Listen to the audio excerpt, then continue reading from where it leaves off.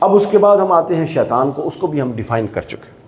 قرآن مجید ابلیس اور شیطان کو دو حوالوں سے زیر بحث لایا. کتنے حوالوں سے؟ غور فرمائیے، بتائیے کتنے حوالوں سے دوستوں؟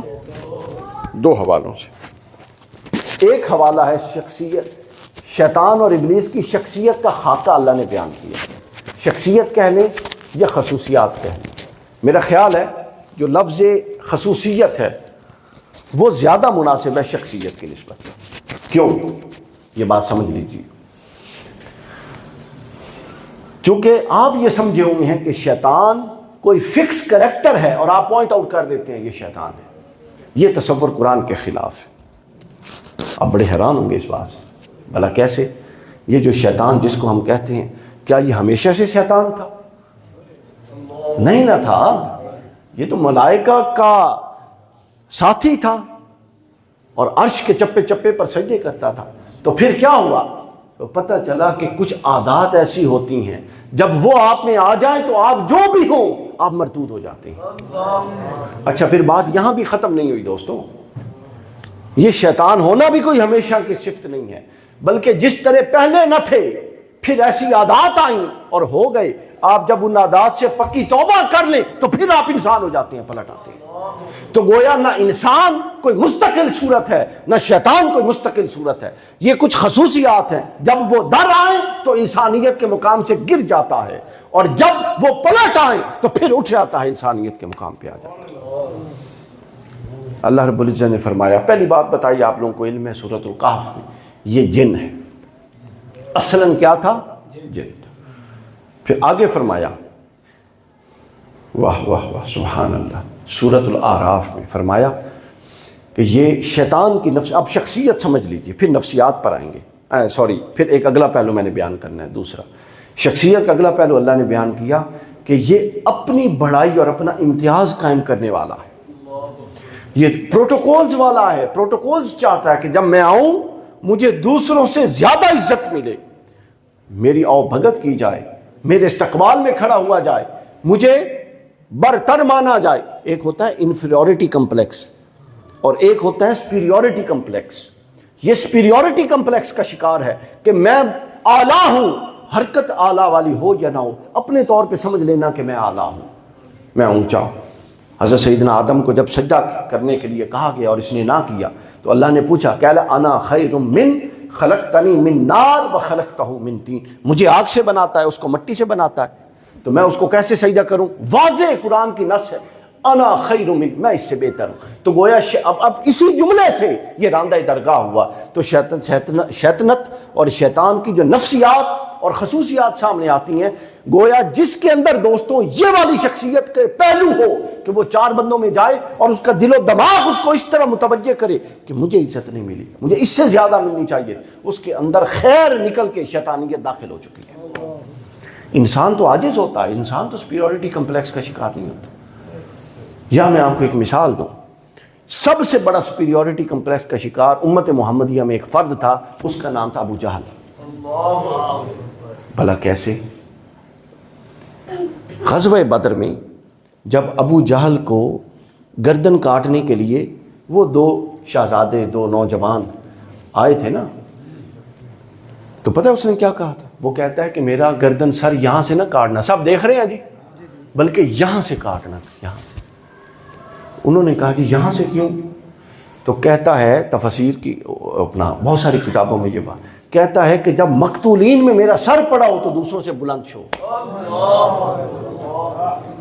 جب مقتولین سب پڑے ہوں گے بدر کے تو لوگ کہیں گے یہ یہاں بھی سب سے اونچا سر ابو جہل کا. یہ جو اونچا سر، اونچا منصب، اونچا نام میرا اشتہار پہ نہیں آیا، میں میٹنگ میں آیا تو چوتھی میری کرسی پر پیچھے رکھی گئی. یہ سب ابو جہل کی نفسیات ہے. دائی کا ان کے ساتھ کوئی تعلق نہیں ہوتا. بندہ دین کا دائی ہو اور وہ ان نفسیات کا شکار ہو، یہ کیسے ہو سکتا؟ وہ تو ابھی بنیادی انسانی تقاضوں پر نہیں پورا اترا، اس نے دائی کے تقاضے پر کہاں پورا اترنا؟ یہ درست کرنے کی چیز. تو قرآن مجید نے کہا، کیا کہا کہ یہ جو اپنے تفوق کا تصور ہے، میں بلند ہوں اور دوسروں کو کم تر پھر اس سے جو نفسیات کا نتیجہ ہے وہ یہ ہے کہ دوسرے کو انسان کم تر سمجھتا ہے. کیا سمجھتا ہے؟ اور یہ ایک بہت بڑا گناہ ہے۔ پھر اگلا اس کا پہلو آیا، اللہ رب العزت نے فرمایا ان تتکبر فیہا، سورہ اعراف 12ویں آیت 13ویں آیت، فرمایا کہ اس کی شخصیت کا ایک اور پہلو یہ ہے کہ یہ تکبر کرتا ہے، یہ اسی کا نتیجہ ہے پھر اس نفسیات کا۔ اس نے تکبر کیا، اب لفظ ہے تکبر کا، اس نے تکبر کیا اور نتیجتاً کیا ہوا؟ راندہ درگاہ ہوا، چونکہ تکبر اللہ کی چادر ہے۔ اللہ فرماتا ہے جو میرے علاوہ اس کو پہنے گا میں اس کو ذلیل کر دوں گا، یہ صرف میری رضا ہے۔ پھر اگلا پہلو جو شیطان کا قرآن نے بیان کیا وہ فرمایا کہ کیا خوب بات ہے دوستو، ذرا توجہ کیجئے، یہ ہماری شخصیت کا، شیطنیت کا حصہ ڈسکس ہو رہا ہے، جس طرح اس سے پہلے ہماری شخصیت کا انسانی پہلو ڈسکس ہوا ہے۔ قرآن مجید نے فرمایا اس کی اگلی نفسیات یہ ہے، یہ سورہ اعراف آیت نمبر 16-17، فرمایا قال فبما اغویتنی لاقعدن لهم صراطک المستقیم۔ شیطنیت اور شیطانی نفسیات میں مقابلے کی نفسیات پائی جاتی ہیں، فوراً چھوٹی سی بات پہ تقابل میں، مقابلے میں آ جاتی۔ اللہ نے اس کو کہا کہ تو نکل جا، کہتا ہے کالا فبما اغویت، تو نے چونکہ مجھے نکالا لہٰذا اب میں تیرے بندوں کو جنت سے نکالنے پہ لگ جاؤں گا۔ مقابلے کی نفسیات، تقابل کی نفسیات، تصادم کی نفسیات، یہ شیطانی نفسیات ہے۔ یہ تین لفظ بڑے اہم ہیں جو میں نے بولے، مقابلے کی نفسیات، تقابل کی نفسیات اور تصادم کی نفسیات، یہ شیطانیت ہے۔ پھر آگے فرمایا شیطان کا اگلا پہلو یہ ہوتا ہے، اور شیطنیت والی طبیعت کا، کہ وہ اپنی غلطی کا اعتراف کر کے اس کی اصلاح پر آمادہ نہیں ہو۔ وہ کہتا ہے میں آخر میں تو کی نہیں غلطی، میں تو ٹھیک ہوں۔ قرآن مجید نے فرمایا قال ما منعک الا تسجد اذا امرتک، میں نے تمہیں حکم دیا تھا پھر تم نے سجدہ کیوں نہیں کیا؟ وہ کہتا انا خیر من، میں بہتر، اس وجہ سے سجدہ نہیں کیا۔ یہی سوال جب حضرت آدم سے ہوا تو انہوں نے فرمایا ربنا ظلمنا انفسنا، باری تعالیٰ اپنی جان پہ ظلم کر بیٹھا۔ تو انسان اور شیطان کا رویہ سمجھے کہ انسان وہ ہوتا ہے، غلطی دونوں کرتے ہیں، یہ ذہن میں رکھ لیں۔ صحیح مسلم میں حضور نے فرمایا کہ اگر تم میں سے کوئی غلطی نہ کرے، کوئی گناہ نہ کرے، تو اللہ تمہاری جگہ ان لوگوں کو لائے جو گناہ کریں اور پھر پلٹ پلٹ کے اللہ کے پاس توبہ کرنے آئیں، چونکہ وہ جو گناہ کے بعد ندامت کے ساتھ پلٹ کے اللہ کی بارگاہ میں جانا ہے، یہ اللہ کو بڑا عزیز ہے۔ یہ کیفیت اس کو بڑی پیاری ہے، وہ اس کیفیت میں خود بھی مبتلا ہونا چاہتا ہے اور بندے کو بھی مبتلا کرنا چاہتا ہے۔ وہ اس کیفیت میں بندے کو مبتلا کر کے خود اس کا لطف لینا چاہتا ہے کہ میرا بندہ کیسے پلٹ کے میری طرف آتا ہے۔ کیونکہ جب آپ ندامت کے جذبات کے ساتھ جاتے ہیں، دیکھیں نا، ایک ہے نماز کے لیے جانا، ذرا توجہ فرمائیے شاہ صاحب، ایک ہے نماز کے لیے جانا عائشہ، وہ ہم سب جاتے ہیں، کیا ہماری کیفیت ہوتی ہے؟ کچھ بھی کیفیت نہیں ہوتی۔ اور ایک ہے گناہ کے بعد جو کیفیت ندامت ہوتی ہے کہ سر جھکا ہوا ہوتا ہے اور دل چاہتا ہے کہ زمین پھٹے اور ہم اندر چلے جائیں۔ اس کیفیت میں جب آپ اللہ کے پاس پہنچتے ہیں اور اس آس پہ پہنچتے ہیں کہ بس اور صرف تو رہ گیا، پیچھے کچھ نہیں ہے، وہ کہتا ہے کہ اگر صرف میں رہ گیا تو آؤ میں ہاں ہی تو آنا۔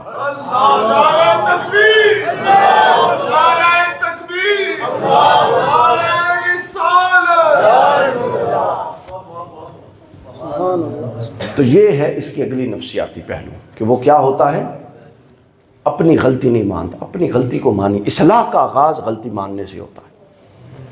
یہ جو تصور ہے کہ میں نے چونکہ کہہ دیا، یہ بڑی غلط بات ہے۔ حضرت مجدد علیہ ثانی رضی اللہ تعالیٰ عنہ کے پاس کوئی آیا، اس نے کہا کہ مجھے نصیحت فرمائیں، تو آپ نے فرمایا کہ اللہ نہ بنی تھے اللہ کا رسول نہ بنی۔ علامہ صاحب کتنے خوبصورت مسکرا رہے ہیں، اللہ نہ بننا اور رسول نہ بننا۔ اس نے کہا کہ میں نصیحت کا کہہ رہا ہوں، یہ عجیب نصیحت ہے کہ میں کبھی اللہ بن سکتا بندہ؟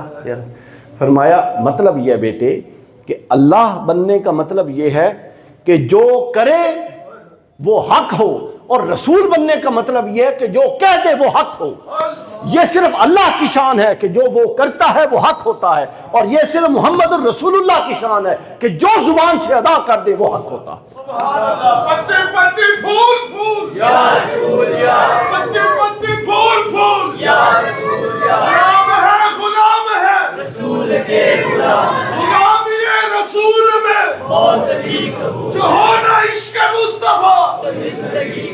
تو یہ ہے اس کی نفسیات۔ پھر اگلا پہلو بیان ہوا انسان کیا اس کی شخصیت کا کہ اللہ نے فرمایا فانظرونی الی یوم یبعثون. شیطانی نفسیات طبیعت سے آسانی سے نہیں جاتی، وقت لیتی ہیں. کیوں؟ اللہ نے شیطان کو بھی قیامت تک کے لیے مہلت دے رکھی ہے. یہ جو وظائف، یہ ایسا کوئی وظیفہ دیو نا میرا سارا کم ہو جاوے. جب قومیں ناکام ہو گئیں، خالد بن ولید ایک وظیفہ پڑھتے تھے کہ اپنے امامے میں محمد رسول اللہ کا منہ مبارک رکھتے تھے. اس کے بعد ان کا وظیفہ کیا تھا؟ ان کے ہاتھ میں تلوار ہوتی تھی اور ان کے نیچے گھوڑا ہوتا تھا. یہ تھا وظیفہ جب ہم کامیاب ہوتے تھے. اب کیا وظیفہ ہے؟ سارے پریکٹیکل ایکٹیویٹیز اور عملی جد و جہد چھوڑ کے ایک کمرے دے وچ ناکام انسان تسبیح لے کے کہندا کہ باری تعالیٰ تو تھلے آ اور میرے سارے کام تو کر کے میں کامیاب کر دے. اللہ فرمائے گا وہ ہاتھ بھی دیتے، پیر بھی دیتے، عقل بھی دیتی، وسائل بھی دیے، یہ نظم بھی دیا، سمجھا دیا کہ میں دنیا کو کیسے عروج بخشتا ہوں اور پھر کیسے زوال پذیر ہوتا کرتا ہوں. اس کے باوجود مطلب تو میرے بارے میں کیسا بدگمان ہو گیا ہے کہ میں اپنا نظم تیرے لیے بدل دوں گا. حالانکہ اس وقت اللہ اور اس کے رسول کے قوانین آفاقی ہیں. جو ان پر عمل کرتا ہے وہ چاہے اللہ اور اس کے رسول کا بھی منکر کیوں نہ ہو، وہ آفاقی قوانین اپنی اثر پذیری رکھتے ہیں. یہ ہم یورپ میں دیکھ کے آئے ہیں. کیوں؟ چونکہ آفاقی قوانین ہیں عدل پر مبنی. اگلا پہلو پھر جو شیطان کا آتا، اب شیطان کلوز ہو رہا ہے. اگلا پہلو قرآن مجید لایا ہے کہ یہ بڑا خطرناک بندہ ہے، یا جو بھی ہے بندہ چلے لفظ کوئی گرفت نہ کر لے، یہ بڑا خطرناک چیز ہے. فرمایا فاستعذ باللہ، اس سے اللہ کی پناہ میں آ جاؤ. اب اس کے بعد اگلا پہلو آتا ہے جی، جو یہ ہے پہلا پہلو جو میں نے شیطان کی شخصیت کا آپ کے سامنے بیان کیا. اب قرآن مجید اس کا دوسرا پہلو جو بیان کرتا ہے وہ توجہ سے سنیے. وہ یہ ہے کہ جو اب یہاں سے ہم اپنی گفتگو کے آخری حصے میں داخل ہو رہے ہیں، یہاں سے جڑ رہا ہے اگلا حصہ. تشریف لے آئیں سر، تشریف لے آئیں نا جناب. خوش آمدید کہتے ہیں جناب، تشریف لائے ہیں اپنا نور سلطان صدیقی سر. اچھا، تو میں عرض کر رہا تھا کہ شیطان کو ہم نے قرآن مجید میں دو حوالوں سے زیر بحث. ایک اس کی شخصیت، یہ شخصیت سامنے آ گئی. اب اگلا اہم ترین حصہ جو ہمارے موضوع کو اختتام کے ساتھ جوڑ دے گا اور جو سب سے متعلق ہے وہ یہ ہے کہ شیطان، قرآن مجید کی روشنی، شیطان انسان پر حملہ آور کیسے، کہاں سے اور کب ہوتا ہے. بس وہ کیا دروازے ہیں جن کے ذریعے یہ آپ کے قلب و باطن میں آتا ہے. جس طرح یہ مسجد ہے نا، اس کے یہ 3 دروازے ہیں، آپ اور کہیں سے نہیں آ سکتے باہر سے، انہی میں سے کوئی انتخاب کریں. تو اللہ رب العزت نے بھی دروازے بتا دیے، اور بتائے اس لیے تاکہ اگر کوئی اپنا باطن اس سے محفوظ رکھنا چاہتا ہے تو وہ دروازے بند کر دے. وہ کیا کر دیں؟ سب بولیے کیا؟ مولانا روم رحمۃ اللہ تعالی علیہ فرماتے ہیں، حکایت، واہ واہ، فرماتے ہیں کہ ایک شخص ہے، وہ بڑا غلہ بنا کے لاتا ہے، محنت کرتا ہے. غلہ سے مراد ہے نمازیں، روزے، عبادات بہت بناتا ہے. فرماتے ہیں وہ غلہ کما کے اپنے کندھے پہ رکھ کے لا کے اپنی ایک گودام میں رکھتا ہے، اور واپس چلا جاتا ہے اور کمانے، اور کما کے لاتا ہے، پھر لا کے رکھ دیتا ہے، پھر جاتا ہے، پھر لا کے رکھ دیتا ہے. لیکن جب وہ واپس آتا ہے تو پچھلا آدھا پڑا ہوتا ہے، کھایا جاتا ہے.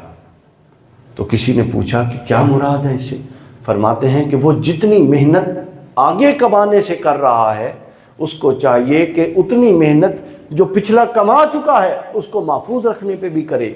جہاں وہ رکھ کے آیا ہے اس گودام کے چور دروازے بند کرے. وہ اگلا کمانے جائے گا، چوہے آ کے پچھلا کھا جائیں گے. تو لہٰذا ایک ہے نیکی کرنا اور ایک ہے کی ہوئی نیکی کی حفاظت کرنا. یہ آپ کو وہ چور دروازے اب بتانے لگا ہوں بقول مولانا روم رحمۃ اللہ علیہ. قرآن مجید نے فرمایا شیطان پہلا جو ہم پر حملہ کرتا ہے، سورہ نساء پہلا حملہ، فرمایا وہ تمہیں بڑی بڑی امیدیں دلواتا ہے ہر معاملے میں. کیا کرتا ہے؟ امید. ہم میں سے ہر بندہ لمبی پلاننگ لے کے بیٹھا ہے، یہ پیچھے سے شیطان نے دی ہوئی ہے. بڑی بڑی امیدوں میں مبتلا کرتا ہے، کیونکہ جب امید میں مبتلا ہوں گے تو امید میں مبتلا ہو کے آپ اس امید کو مد نظر رکھتے ہوئے فیصلے کریں گے، حقیقت کو مد نظر رکھتے ہوئے فیصلے نہیں کریں گے۔ تو جب فیصلے حقیقت کو مد نظر رکھتے ہوئے نہیں ہو رہے تو نتائج حقیقت کو پیش نظر رکھتے ہوئے کیسے آئیں گے؟ نتائج بھی اسی طرح کے آتے ہیں۔ تو گویا شخصیات تباہ سے تباہ ہوتی جا رہی ہیں۔ تو پہلا سبق کیا ہوا کہ امیدوں میں مبتلا نہیں ہونا، ہر شے کے بارے میں بڑی ٹو دی پوائنٹ اور پریکٹیکل اپروچ رکھنی ہے۔ حضور علیہ السلام کی دعا ہے صحیح بخاری میں، حضور فرماتے ہیں باری تعالیٰ مجھے چیزیں ویسی دکھا جیسی کہ وہ ہیں، تاکہ میں ہر شے کی حقیقت سے آگاہ رہوں۔ چیزوں کا ظاہر اور ہوتا ہے اور باطن اور ہوتا ہے، تو باری تعالیٰ مجھے چیزیں ویسی دکھا جیسی کہ وہ ہیں۔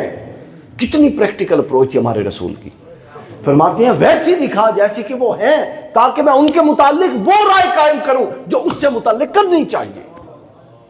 اور جب آپ لا یعنی امیدوں میں پڑھتے ہیں تو آپ کیا کرتے ہیں؟ آپ وہ رائے قائم نہیں کر سکتے جو اس سے متعلق کرنی چاہیے، آپ غلط رائے قائم کر لیتے ہیں، اور جب آپ غلط رائے قائم کر لیں تو اگلا سارا چیپٹر خراب۔ پھر دوسرا فرمایا، اچھا اب اس کی قرآن نے بڑی خوبصورت مثال دی۔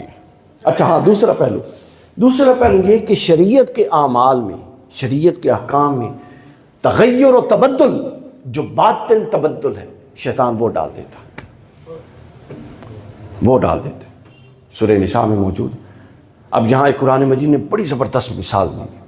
قرآن مجید فرمایا، قرآن مجید نے بیان کیا، شیطان نے کہا اللہ سے باری تعالیٰ میں ان کو ایسی ایسی باتوں میں مبتلا کروں گا جس کو یہ نیکی اور عبادت سمجھ کے کریں گے، اور اس کا قرآن نے ایک مثال دی کہ میں ان کے ذہن میں ڈال دوں گا کہ جانوروں کے کانوں کو چیرا کرو، یہ بھی کوئی نیکی بنا لو۔ یعنی آپ اندازہ سمجھیں، پوائنٹ سمجھیں، اب جانوروں کے کان عرب چیرا کرتے تھے، تو قرآن مجید میں فرمایا یہ شیطان نے ان کے ذہن میں ڈالا ہے، چونکہ وہ ایسی، اب جب دین اپنی اصل پر قائم نہیں رہتا، اور دین کی اصل قرآن اور سنت ہے، اس کے علاوہ ہر شے دین کی تعبیر ہے، اور تعبیر وقتی اور زمانی ہوتی ہے۔ اصل جو غیر متبدل ہے، جو غیر متغیر ہے، جو ہمیشہ سے قائم و دائم ہے، جو دین اسلام کی حیت اصلیہ ہے، وہ قرآن اور سنت ہے۔ علاوہ اس کے حیت قضائیہ ہے، وہ وقتی تبدیلی اور زمانی تغیر کو قبول کرتی ہے۔ تو دو چیزیں قرآن اور سنت میں کوئی تبدیلی نہیں ہو سکتی۔ جب آپ کا مرکز اور محور دین اپنے اصل حقائق پر قائم نہیں ہوتا، اور آپ چھوٹے چھوٹی تعبیرات کو، چھوٹے چھوٹے تشریحات کو، اور علماء کی ان آراء کو جو انہوں نے اپنے زمانے میں حق طور پہ قائم کی تھیں، اس کی بنیاد پر اپنے قرآن و سنت کو ریپلیس کر کے اس تعبیر کو اصل متن اور نص کی جگہ لے کر آ جاتے ہیں، تو پھر ایسی چیزوں کے لیے راہیں کھلنا آسان ہو جاتی ہیں جو حق نہیں ہوتی، دین میں ان کا داخلہ آسان ہو جاتا ہے۔ چونکہ اگر تو اصل پر قائم ہے تو فوراً تولے گا اور ایک سائڈ پہ کر دے گا۔ تو اس نے کہا کہ میں ان کو یہ بات ذہن میں ڈالوں گا کہ جانوروں کے کانوں کو چیریں، اور دوسری مثال یہ بیان کی، یہ بھی آج ہم دیکھ رہے ہیں سوشل میڈیا، فرمایا میں ان کے ذہنوں میں یہ ڈالوں گا کہ یہ جو شکل اللہ نے بنائی ہے اس کو بدلیں۔ اب یہ ٹیٹوز دیکھ رہے ہیں آپ، اب تو جن سے بھی تبدیل ہونا شروع ہو گئی، تو یہ سب کچھ کہاں سے آ رہا ہے؟ یہ قرآن مجید کے اندر لکھا ہوا۔ پھر اگلا پہلو قرآن مجید نے بیان کیا کہ شیطان کا حملے کی ایک صورت یہ ہے، اس کا ہر حملہ آگے کئی نتائج رکھتا ہے، یہ مد نظر رکھیں۔ یہ جتنی چیزیں میں عرض کر رہا ہوں، آپ ان کے نتائج پر غور کریں تو آپ حیران ہو جائیں گے، یہ کتنے چھوٹے سے دروازے سے آتا ہے اور کتنی بڑی تباہی مچاتا ہے، بڑے پیمانے میں۔ قرآن مجید نے اگلی چیز بیان کی کہ وَلَا تَجِدُوا أَكْثَرَهُمْ شَاكِرِينَ، سورہ اعراف۔ اللہ کہتا ہے، شیطان نے کہا باری تعالیٰ تو مجھے راندہ درگاہ تو کر رہا ہے، میں تیرے بندوں کو ایسا گمراہ کروں گا، وَلَا تَجِدُوا، تو ان میں سے اکثر کو اپنا اتنا کچھ تو دے گا لیکن یہ تیرے شکر پھر بھی نہیں کریں گے، ان کو ناشکرہ ہی پائے گا۔ تو ناشکری ہم سمجھتے ہیں کوئی چھوٹا سا عمل ہے، جب آپ ناشکری کا رویہ اور ناشکری کی نفسیات کے حامل ہو گئے تو اس کا مطلب کیا ہے؟ آپ کو جو اللہ کی عنایات میسر ہیں آپ کی نظر میں ان کی ویلیو کم ہو گئی۔ پھر اب اس کے نتائج پر بات کروں تو وقت لگے، پھر آپ کی نظر میں جس کے پاس آپ سے زیادہ ہے آپ کی اپنی اصلاح پر توجہ کہاں جانی ہے، آپ نے اس کی مال اور اسباب پر نظر ڈال دی، چونکہ یہ ناشکری کے سارے معاملات یوں چیزیں آگے بڑھتی جاتی ہیں۔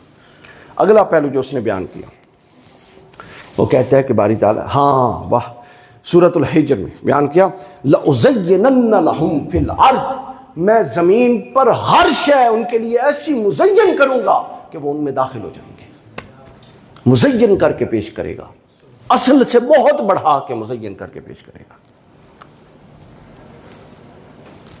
سمجھے گا، اصل سے بہت زیادہ بڑھا کے مزین کر کے پیش کرے گا۔ حدیث پاک میں حضرت جبرائیل اللہ تعالیٰ نے حضرت جبرائیل سے کہا کہ اے جبرائیل میں نے جنت بنائی ہے، جا کے دیکھ کے تو آ۔ جبرائیل گئے اور پلٹ کے آئے اور کہتے ہیں باری تعالیٰ یہ تو بڑی خوبصورت ہے، کوئی اس کے اندر گئے بغیر نہیں جا سکتا۔ اللہ نے فرمایا اچھا اے جبرائیل اب دوبارہ جا، اب میں نے جنت کے ارد گرد وہ مصائب اور مشکلات بچھا دی ہیں جن سے گزر کے جنت میں آنا۔ جبرائیل پھر آئے اور دیکھا، کہتے ہیں باری تعالیٰ جتنا اب دشوار گزار تو نے رستہ کر دیا، اب تو کوئی بھی نہیں آئے گا۔ پھر اللہ نے فرمایا جبرائیل جا، میں نے دوزخ بنائی۔ اللہ حضرت جبرائیل علیہ السلام گئے اور دیکھ کے آئے، کہتے ہیں باری تعالیٰ یہ اتنی ہولناک ہے کہ کوئی اس کے پاس نہیں آنا چاہے گا۔ اللہ نے فرمایا جبرائیل اس کو میں نے جن مزوں سے اور جن لذتوں سے اس کے ارد گرد جو لذتوں کا جال بچھایا ہے، اب جا کے دیکھ کے آ۔ جبرائیل علیہ السلام گئے اور آ کے عرض کرتے ہیں باری تعالیٰ اب تو نہیں لگتا کہ کوئی بھی اس سے بچ سکے گا۔ یہ وہ حال ہے۔ پھر اس کے بعد اگلی چیز کہ ابلیس ہر اس کام سے روکتا ہے جس کام میں اللہ کی رضا ہو۔ وہ کہتا ہے کہ کام تو کرو، اولاً تو وہ کام سے روک دیتا ہے، اور اگر کام سے نہ روک سکے تو پھر ثانیاً کس چیز سے روکتا ہے؟ اس کام کے اندر نیت میں خلل ڈال دیتا ہے اور اخلاص چھین لیتا ہے۔ آپ کام کر رہے ہوتے ہیں لیکن مقصود اللہ کی ذات نہیں رہتی۔ پھر اس کے بعد آگے فرمایا انما یأمرکم بالسوء والفحشاء، وہ بے حیائی اور بری باتوں کا حکم دیتا ہے، یہ جتنی چیزیں ہم کرتے ہیں۔ پھر اس کے بعد یہ اعتقادی گمراہیاں ہم سے کرواتا ہے، وَأَن تَقُولُوا عَلَى اللَّهِ مَا لَا تَعْلَمُونَ، اللہ سے متعلق وہ کچھ کہو، اللہ سے متعلق وہ کچھ کہو جو اللہ کی شان کے لائق نہیں۔ تو گویا اگر عقیدہ توحید متزلزل ہو گیا تو نیچے سب کچھ ہی ختم ہو گیا، تزلزل میں آ گیا۔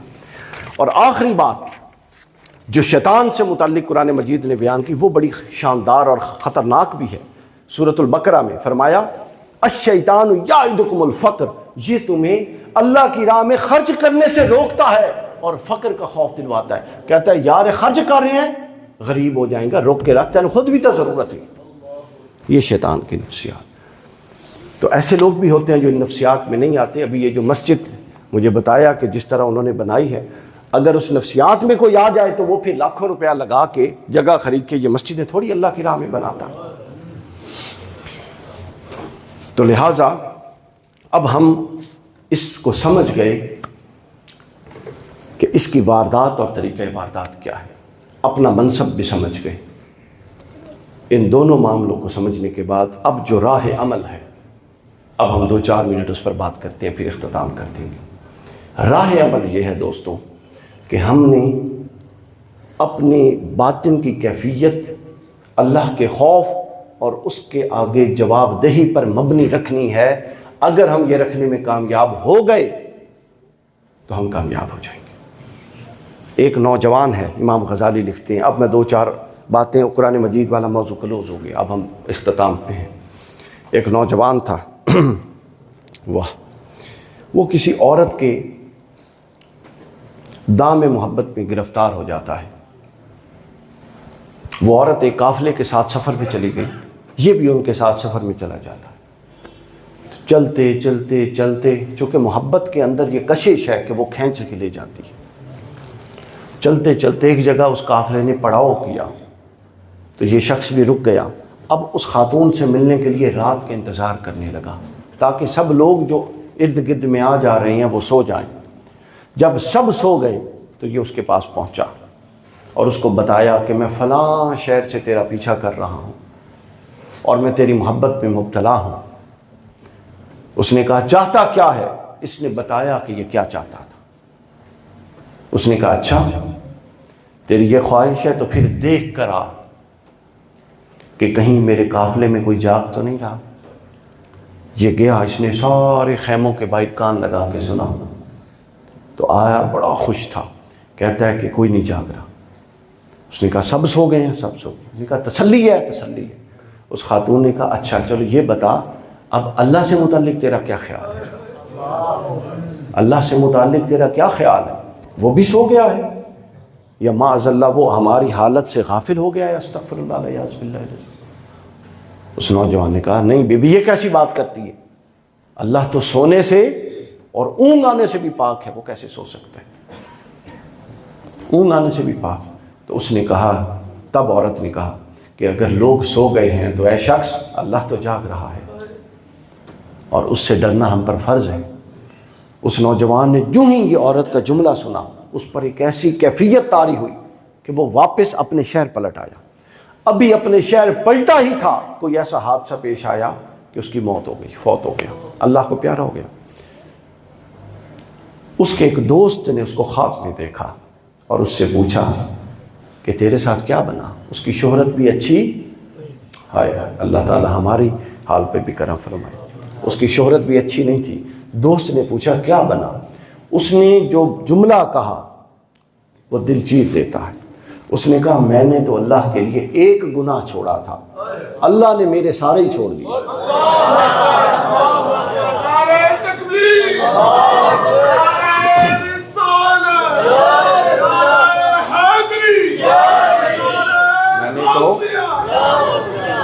میں نے تو اس کے لیے ایک چھوڑا تھا، میں نے تو اس کے لیے ایک چھوڑا تھا، اس نے میرے سارے ہی چھوڑ دیے۔ تو ہمیں یہ سوچنا چاہیے کہ ہر معاملے میں اللہ دیکھ رہا ہے۔ جس زمین پر ہم گناہ کرتے ہیں وہ زمین بھی جواب دے گی، اور جن اعضاء سے ہم گناہ کرتے ہیں یہ اعضاء بھی بولیں گے۔ حضرت ربیعہ بن عثمان بیان فرماتے ہیں کہ ایک آدمی تھا جسے اللہ رب العزت کی بارگاہ میں جرم اور گناہ کے سوا کوئی اور کام نہیں تھا۔ کتاب التوابین میں امام محمد عبداللہ بن احمد المقدسی بیان کرتے ہیں کہ اس کو ہمہ وقت کا گناہ گار تھا، تو اس کی عمر کا ایک طویل حصہ اسی گناہ اور سرکشی میں گزرا۔ پھر اللہ نے اس کے ساتھ بھلائی کا ارادہ کیا اور اسے توفیق توبہ میسر آ گئی۔ اس نے اپنی بیوی سے کہا کہ میں اپنی بخشش کے لیے اللہ کے حضور کوئی سفارش ہی چاہتا ہوں، تو مجھے مشورہ دے کہ کون ہے جو میری سفارش کرے۔ بیوی نے کہا کہ تو جیسا گناہ گار ہے کون تیری سفارش کرے گا؟ وہ دوست باہر نکلتا ہے اور کھلا آسمان ہے، وہ آسمان کی طرف منہ کر کے پکارتا ہے اور کہتا ہے آسمان کیا تو میری سفارش کرتا ہے اللہ کے حضور؟ پھر پہاڑوں کو دیکھ کے کہتا ہے کہ اے پہاڑوں کیا تم میری سفارش کرتے ہو اللہ کے حضور؟ پھر وہ زمین کو دیکھ کے کہتا ہے کہ اے وسیع و عریض زمین کیا تو میری سفارش کرے گی؟ اے ملائکہ کیا تم میری سفارش کرو گے؟ یہ کہتے کہتے وہ تھک ہار کے بے ہوش ہو کے گر جاتا۔ اللہ رب العزت کو اس کی اس کیفیت پر، جو دائمی گناہ گار تھا، یعنی جب آپ پلٹ آتے ہیں تو گناہ گار ہونا اتنا معیوب نہیں ہے، گناہ پر ڈٹے رہنا اور سرکش ہو جانا یہ زیادہ معیوب ہے۔ تو فرمایا اللہ نے اس کی طرف فرشتہ بھیجا جو انسانی روپ میں آیا، اس نے اس کا سر جھاڑا اور کہا تیری توبہ قبول ہو گئی، اب بیٹھ جا۔ اس نے پوچھا اللہ تجھ پر رحم کرے، اللہ کی بارگاہ میں میرا سفارشی کون بنا؟ اب یہ بڑا اہم سوال ہے، چونکہ وہ تو آسمان کو بھی کہہ چکا، زمینوں کو بھی کہہ چکا، ہر شے کو کہہ چکا۔ وہ کہتا ہے کہ بتا، کوئی 5-1 منٹ مل سکتی ہیں کہ اس کو فوراً ہی کلوز کرنا ہے؟ بتا دیں۔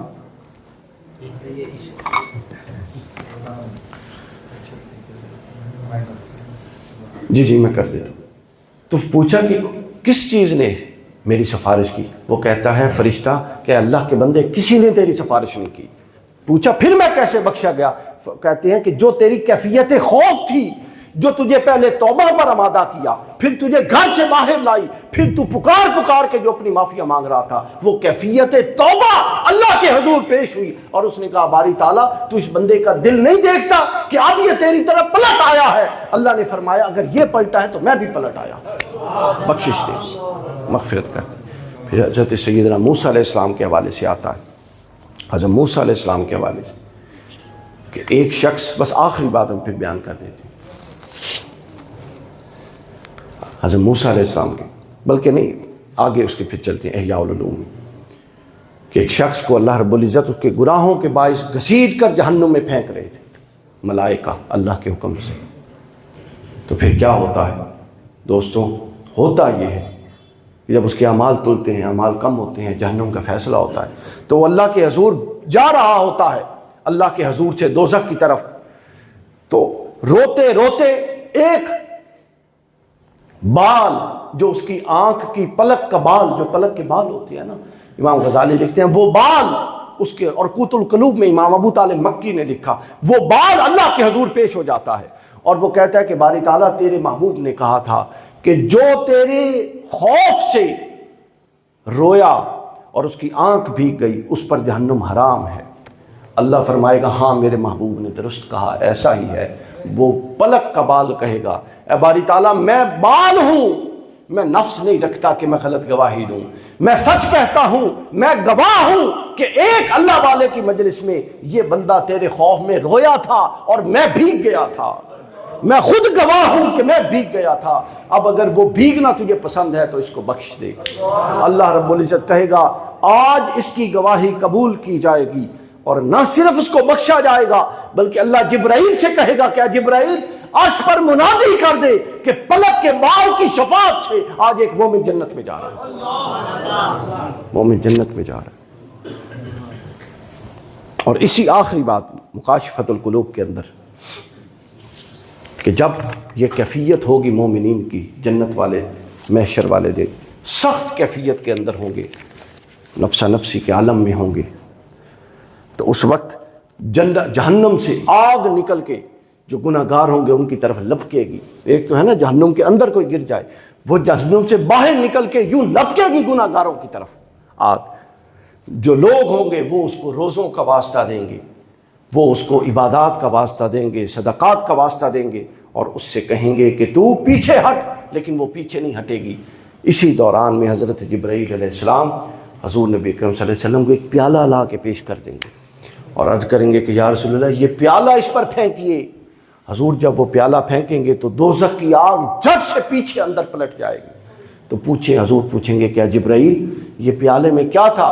تو حضرت جبرائیل فرمائیں گے یا رسول اللہ یہ آپ کے ان امتیوں کے آنسو تھے جو اللہ کے خوف سے رویا کرتے تھے، آج انہوں نے اس سفر میں ان کو جہنم کی سختیوں سے محفوظ کر دیا۔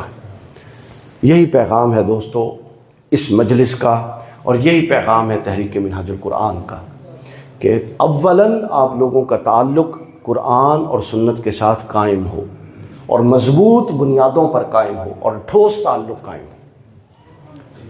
اور پھر اس تعلق کا اگلا تقاضا یہ ہے کہ آپ نے وہ تعلق زبانی نہیں رکھنا، علمی حد تک نہیں رکھنا، بحث و مباحثے کی حد تک نہیں رکھنا، بلکہ اس تعلق کو اپنے اوپر پورا کا پورا رنگ چڑھانا ہے۔ تیرے وجود پر جب تک نہ ہو نزول کتاب، گرا کشا ہے نہ رازی نہ صاحب کشاف۔ تو آپ نے یوں اللہ اور اس کے رسول سے تعلق قائم کرنا ہے کہ جس طرح وہ خود آپ سے مخاطب ہے، اور جس طرح صحیح بخاری میں ہے کہ اللہ کی عبادت ایسے کرو کہ وہ تمہیں دیکھ رہا، تم ان کو دیکھ رہے ہو، اس کو دیکھ رہے ہو۔ فَإِن لَمْ تَكُنْ تَرَاهُ فَإِنَّهُ يَرَاكَ، اور اس طرح کرو، اس طرح کم از کم نہیں کر سکتے تو کم از کم یہ کیفیت تو قائم کرو کہ وہ تمہیں دیکھ رہا ہے۔ تو ہمہ وقت اللہ کی بندگی میں رہنا، یہ پیغام ہے منہاج القرآن کا، یہ پیغام ہے سب لوگوں کا۔ آپ نے اندھیری رات میں کمرے کی لائٹیں بند کر کے لیمپ جلایا کبھی جب پڑھنے کے لیے جلاتے ہیں؟ آپ دیکھتے ہیں وہ ایک خاص ایریا کو فوکس کرتے ہیں۔ دوستوں نفس پر یوں نگرانی ضروری ہے جس طرح وہ روشنی ہوتی ہے، فوکس کر کے، اس کے بغیر کام نہیں ہو سکتا۔